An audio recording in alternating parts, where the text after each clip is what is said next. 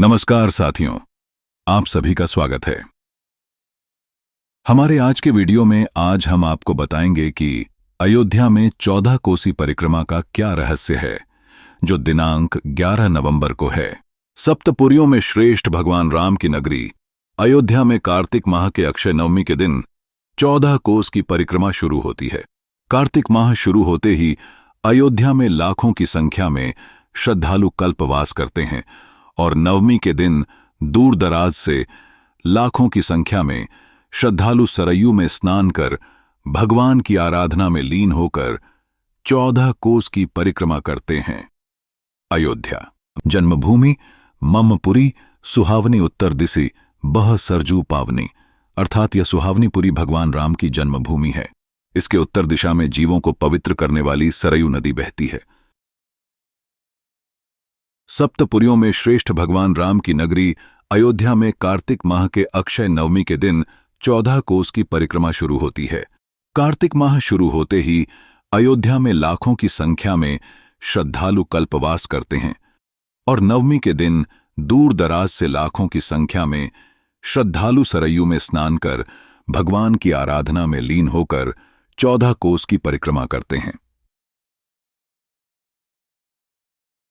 कोसी बता दें कि 14 कोस की परिक्रमा अयोध्या के सरयू तट से शुरू होकर इसके चारों तरफ के मार्गों से गुजरती है। यह परिक्रमा लगभग 42 किलोमीटर की है। लेकिन क्या आपको इस बात की जानकारी है कि आखिर अयोध्या में क्यों होती है 14 कोस की परिक्रमा? हम आपको यह बताते हैं। 14 कोस की परिक्रमा रामलला के मुख्य पुजारी आचार्य सत्येंद्र दास बताते हैं कि अयोध्या प्रभु राम की जन्मस्थली है। यहां मानव स्वरूप में भगवान विष्णु ने जन्म लिया था। अयोध्या भगवान विष्णु का शरीर है। अयोध्या में तमाम मठ मंदिर हैं जहां पूजा अर्चना होती है। स्वयं हनुमान यहां राजा के रूप में विराजमान हैं।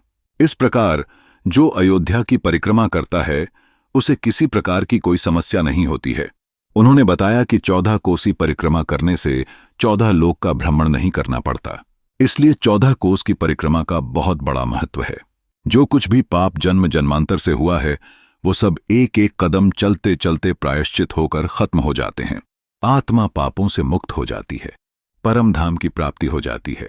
इसी वजह से अयोध्या में 14 कोस की परिक्रमा की जाती है। परिक्रमा करने का आध्यात्मिक महत्व।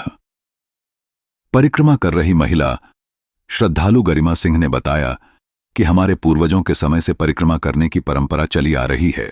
इस परंपरा का हम भी निर्वाह कर रहे हैं।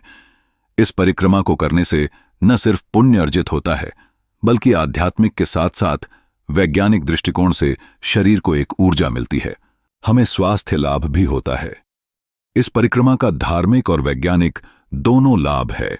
कब है परिक्रमा? 14 कोसी की। 14 कोसी परिक्रमा 9 नवंबर को रात को 6:30 के बाद शुरू होगी और 10 नवंबर को पूरा दिन और रात रहेगी। उसके बाद 11 नवंबर को पंचकोसी परिक्रमा की मान्यता दी गई है।